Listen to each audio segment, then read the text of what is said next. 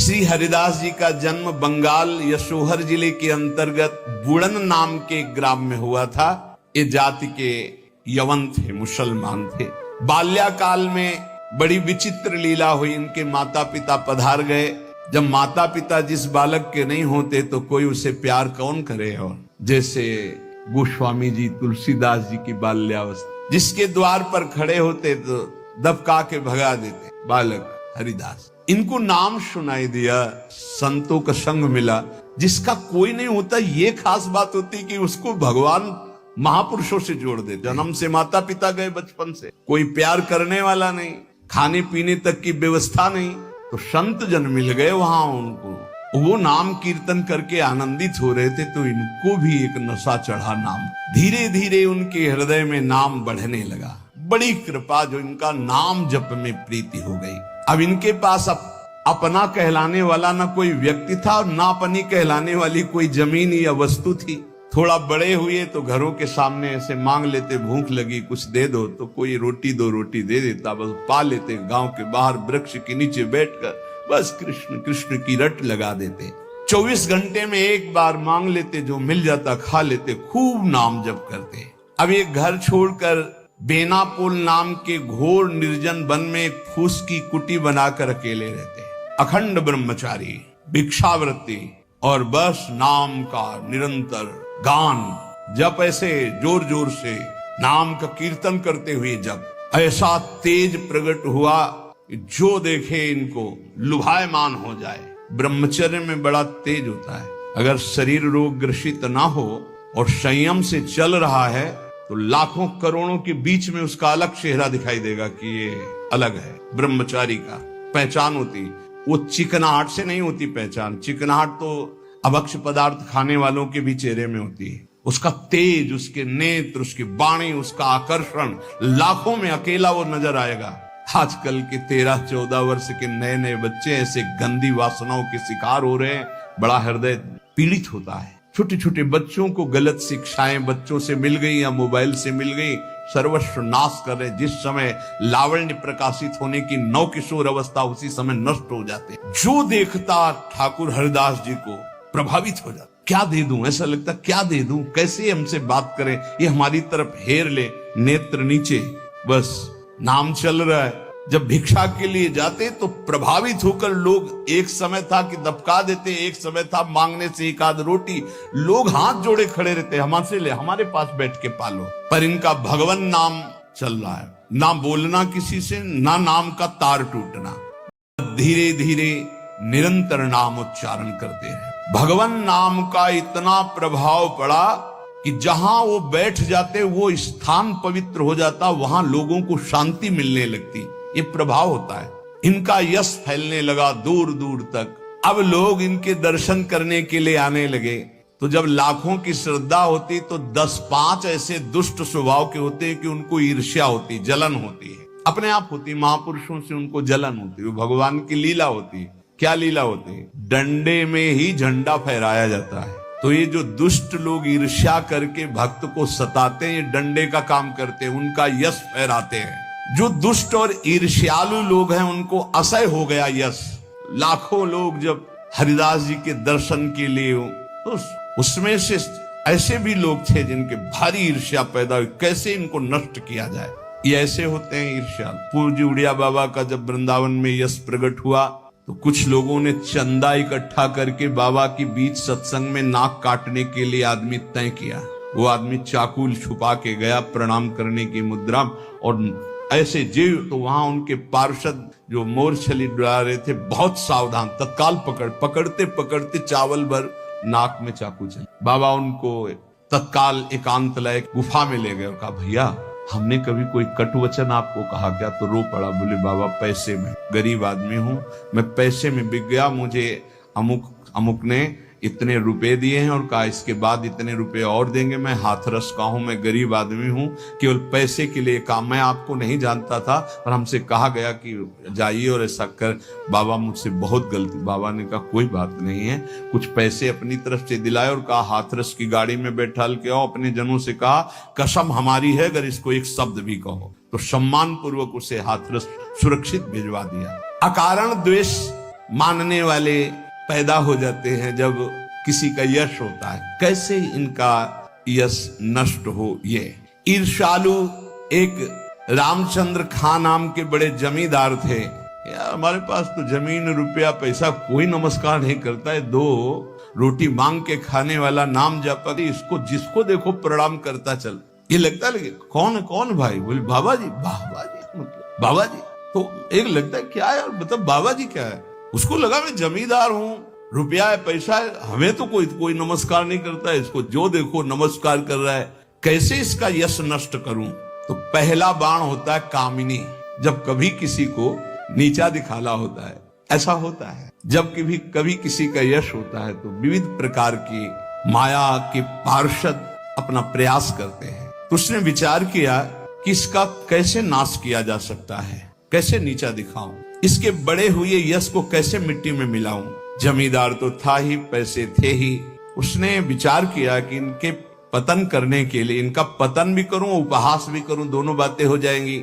उसने नवीन अवस्था की वैश्या दो जो उसके परिचय में थी, उनमें से एक को देखा जो बहुत प्रवीण, बहुत सुंदर, बहुत चालबाज, चतुर। उसे कहा जितना रुपया चाहोगे उतना देंगे, बस इनकी कुटिया में जाओ, इनको पतित कर दो, फिर हम अल्लाह मचा देंगे और तुम हाँ बोल देना। वो पैसे में बिकने वाली उसको तो क्या, पर सीमी की चाप सके को उताशु, बड़ रखवार रमापति जासु। जिसके बड़े रक्षक भगवान है उसको कौन पतित कर सकता है, नीचा दिखा सकता है। एक बार गदाधर भट्ट जी का बहुत बड़ा यश फैला हुआ था। जब वो सत्संग करते तो हजारों लाखों लोग सत्संग का आनंद लेते। तो उसमें एक कल्याण सिंह नाम के जमींदार धनी मानी आते थे। अब सत्संग में संयम की चर्चा होती, तो जब से सत्संग सुना उन्होंने अपनी पत्नी से बात नहीं किया। गृहस्थ धर्म का जो संयोग है उन्होंने बात ही नहीं। पत्नी ने देखा कि हमारे वर्षों होते जा रहे हैं और हमारे पति हमारे हाथ से गए। यद्यपि उनके सौम्य बर्ताव, बड़ा साधुता का बर्ताव, पर वो काम से पीड़ित होकर के हमारे जीवन में आग लगाने वाला एक गदाधर भट्ट जी हैं। अगर ये कथा न करते तो हमारे पति का स्वभाव न बदलता और हमारा जीवन गृहस्थ धर्म नष्ट न होता। देख लेंगे हम इनको। वो जमींदार धन था। एक भिखारिन गली में जा रही थी मांगते हुए, बुलाया उसको और गर्भवती थी। बोले तुम्हारे गर्भ का खर्चा, परिवार का खर्चा जब चाहोगे उतना धन देंगी, बस एक बात है। उसने विचार किया कि अगर गदाधर भट्ट पर अश्रद्धा हो जाएगी तो मेरे पति पुनः वापस हमें मिल जाएंगे, क्योंकि उन्हीं की बात पर वो आकर के ब्रह्मचर्य रह रहे हैं, संयम से रह रहे हैं। बोले तुम कथा के बीच में जाओ और कह दो जब ये नहीं था तब तो खूब आते थे और जब ये दे दिया तो आने बंद कर दिया, आप क्या व्यवस्था होगी इसकी, बस इतना तुझे बोलना है। वो जानती थी इतना बोलेगी कि लाखों की अश्रद्धा हो जाएगी। खूब सत्संग का रंग जमा हुआ था। इतने में वो आई और ऐसे सामने खड़ी हो गई। सब लोग आश्चर्यचकित। थोड़ा अच्छा कपड़ा पहना दिया था उसको। उसने कहा महाराज अब तो प्रवचन में लग गए, जब गर्भ नहीं था तो खूब आते थे और जब गर्भ रह गया तो अब आए नहीं, इसका पालन कौन करेगा। बोले आराम से बैठो, जिसने गर्भ दिया अवश्य पालन करेगा, हर व्यवस्था होगी। बिल्कुल। वो तो कोई आश्चर्य उनको नहीं हुआ, वो समझ गए कि भगवान का कोई खेल है। उनका आराम से बैठो, पक्का जिसने गर्भ दिया उसका पालन करे। बोले बातों में मत फुसलाइए, आप समझ रहे ना। अब काना फूसी, ये ऐसा भी है, हम तो ऐसा नहीं। अरे बोले हम तो पहले कह रहे थे। अब उनमें जो तर्क वाले, संशय वाले थे उनके गुट होने लगे, चर्चाएं होने लगी। अब हाहाकार मच गया। तो कुछ तो ऐसे भक्त थे जो प्राण दे दें, तो उनका ऐसा हो ही नहीं सकता, ऐसा नहीं हो सकता। वो एकदम पागल हो गए कि ऐसा नहीं हो सकता।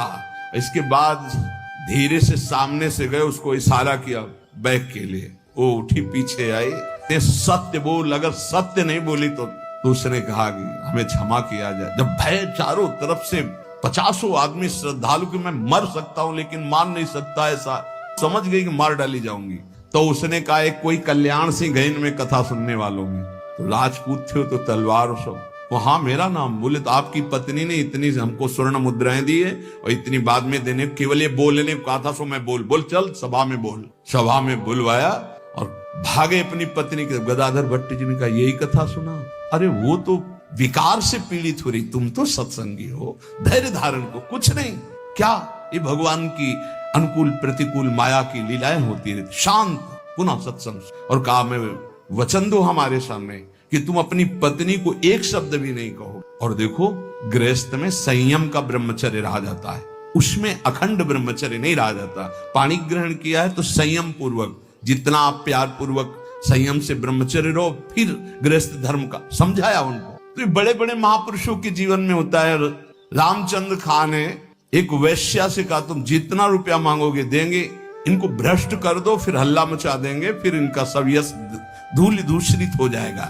पर उनको ये नहीं पता था कि ये भगवान के दास हैं, इनकी सुरक्षा स्वयं भगवान करते हैं। करो सदा तिनके रखवारी, जिम बालक राखे महतारी। जैसे माँ दिखाई नहीं दे रही, बालक खेल रहा है, लेकिन पक्का मानिए माँ की दृष्टि वही है, अपने बच्चे पे है। कहीं कोई ऐसी बात ना हो जाए जो हमारे बच्चे को दुख हो जाए। वो कार्य करती हुई एक दृष्टि में देखती रहती। मेरे प्रभु अपने जन को हर समय देखते रहते, हर समय से। जहां मेरा भक्त चरण रखे वहां रखूं मैं हाथ। बस लीला समझ पाना बहुत कठिन है भगवान की। संपूर्ण संसार एक तरफ विरोध करने लगे तो भी भक्त का बाल बांका नहीं हो सकता। जो होगा विधान भगवान की तरफ से होगा।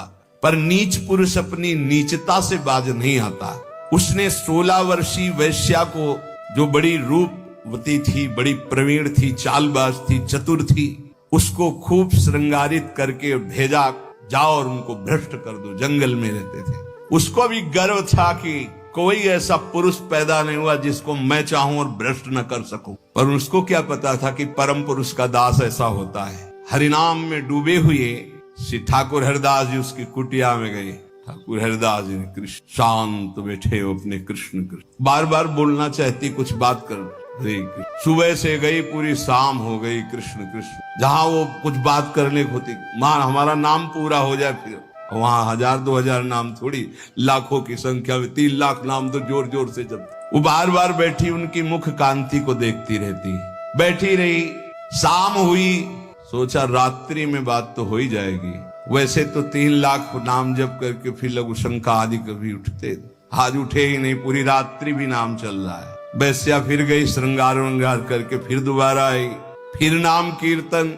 जब बीच में बोलने की बात करती तो हरे कृष्ण। कितनी कृपा वैश्या की, ऐसे महापुरुष को बराबर देख रही, उनका नाम सुन रही। तीसरे दिन एकदम विचलित होकर के, आप हमसे बात क्यों नहीं करते? रुके, हाथ जोड़ा और कहा आपसे अच्छे से बात करूंगा। हमारी नाम जप की अभी संख्या पूरी नहीं हुई, उसको पूरी हो जा। ऐसे अमृत में वचन की हृदय एकदम हाय मत, ये क्या? वैसे मैं पापनी हूँ, नीच हूँ, गंदा आचरण करती हूँ, ऐसे महापुरुष के लिए गंदी बात सोच रही। 3 लाख नाम की फिर तार चल पड़ा। हरे उच्च स्वर से रोने लगी, वो शुरू हो गई हरे। साथ में हरिदास जी ने देखा, हाँ अब क्या महापुरुष प्रभाव। हरिदास जी अब बोले, हाँ अब बात कर सकते। तो बात करने लायक नहीं। अश्रुभ प्रवाह चल रहा था और कृष्ण नाम चल रहा था। उठी और चरणों में लौट गई, का धिक्कार है मुझ निज पापनी को कि आप जैसे महापुरुष के लिए मैंने गंदी बात सोची, मुझे क्षमा कर दीजिए। चिल्ला चिल्ला करके रोने लगी। उन्होंने कहा दुखी नहीं होना, मेरे प्रभु तुम पर बहुत कृपा की। वो आंखों से आंसू बहाती जा रही, गदगद कंठ से कह रही, पतित पावन आप मुझे स्वीकार कर लीजिए, मैं आपकी चरणों की दासी हूं। आप तो अहेतुकी कृपा करने वाले परम दयालु हैं। आप पात्र और अपात्र का विचार न कीजिए, मुझ जैसी नीच को स्वीकार कर लीजिए। और चिल्ला चिल्ला के रोने लगी।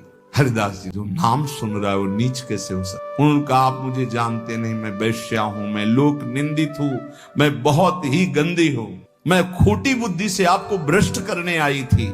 हरिदास जी ने कहा इस समय आपके हृदय में क्या है? बोले भगवान बस आपकी दास्ता, आपके आदेश का इंतजार। मैं क्या करूं, मुझे आदेश कीजिए। मैं नीच कैसे पवित्र हो सकती हूँ? मैं आपकी शरण में हूँ, आप मेरा उद्धार कीजिए। हरिदास जी ने कहा देवी अब तुम वैश्या नहीं रही, उठो। मेरे प्रभु बड़े पतित पावन हैं, उनका नाम उनसे भी महान है, क्योंकि प्रभु को अधीन कर लेता है। मेरे प्रभु के नाम में कोई भेदभाव नहीं, कोई भी जप सकता है, कोई भी अपना परम कल्याण कर सकता है। मेरे प्रभु के नाम में इतनी सामर्थ्य है कि कोई इतना पाप इकट्ठा ही नहीं कर सकता जितना नाम में पाप नाश की सामर्थ्य है। तुमने जो पाप कर्म से पैसा पैदा किया है, आज से उसका प्रयोग मत करना, उसे हटा दो, उसे दे दो, गरीबों को बांट दो। और आज से तुम जो ये 3 दिन से नाम सुन रहे हो, इसी नाम को रटो। देखो ये नाम तुम्हें परम पावन कर देगा। वैश्या ने कहा अब तो मैं जाऊंगी नहीं अपने घर, संपत्ति बांटने की तो बात, अब वहां जाऊंगी नहीं। तो उन्होंने कहा फिर इसी कुटिया में रहकर तुम नाम जप करो, मैं चला। वो वैराग्य लेके उसी कुटिया में नाम जप करने लगी और उसका नाम हरिदासी हुआ। और हरिदास जी उसी समय उस कुटिया से निकले, सीधे शांतिपुर अद्वैताचार्य के समीप चले गए। अद्वैताचार्य जी बहुत बड़े महाभागवत, वो सदैव श्री कृष्ण चिंतन में संलग्न रहते, अद्भुत विद्वान, शास्त्रज्ञ, भगवत प्रेमी महापुरुष।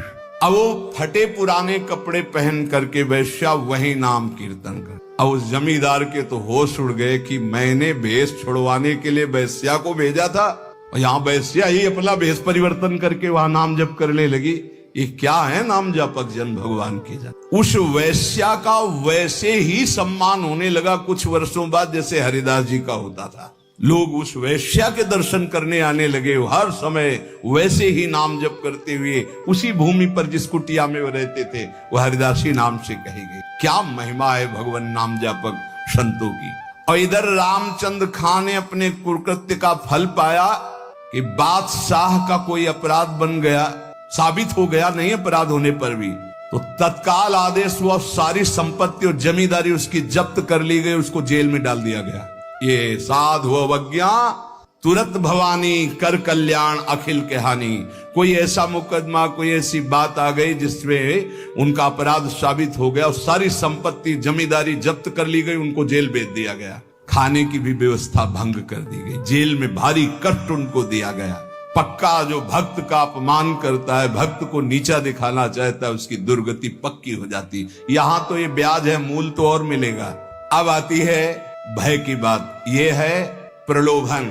जब कोई भगवत मार्ग में चलता है तो इतना तो तैयारी रखो ही, जैसे आर्मी में कोई जाता ना तो इतना दौड़, इतनी ऊंच, इतनी को कूद होना चाहिए, ऐसा ऐसा, ये चढ़ना, ये उतरना। ऐसे हमने देखा जब हम गंगा किनारे भ्रमण कर रहे थे तो फतेहगढ़ फर्रुखाबाद ये ट्रेनिंग क्षेत्र है उधर, तो गंगा के किनारे ही रेती में देखा, जैसे दौड़ में रेती में दौड़ लगा रहे हैं और वो थोड़ा भी उनमें कमी होती तो पेट पकड़ के ऐसे कैसे कैसे उनको बिल्कुल मजबूत तैयार करते हैं। तो अपने लोग तो हरि पार्षद हैं, ये तो राष्ट्रीय सुरक्षा त्रिभुवनपति के पार्षद होते हैं, जो संत जन भगवान नाम जापक होते हैं। अब इनकी कसाई कितनी जोर की होती है, पर उनके हृदय में भय नहीं होता, बस ये बात समझ लीजिए। ये सुन करके भयभीत मत होना, तुम्हारे ऐसे साथ नहीं। कक्षा 1 के विद्यार्थी को पीएचडी का प्रश्न नहीं दिया जाता, ये सब डिग्री प्राप्त हैं। अपने लोग अभी 1 के भी नीचे चलने लगे, क्लास नहीं चलते। हमारे समय में तो नहीं चलते थे, 1 2 3 सीधे भर्ती 1 में होती थी। अब तो सुना है कक्षा 1 तक पहुंचने के लिए 2-3 साल लगते हैं। नहीं, क्या बोला जाता है उसको, एजी केजी जो भी ले तो अपने समझो एजी केजी वाले भाई अपने अभी नंबर 1 पे ले आए हैं।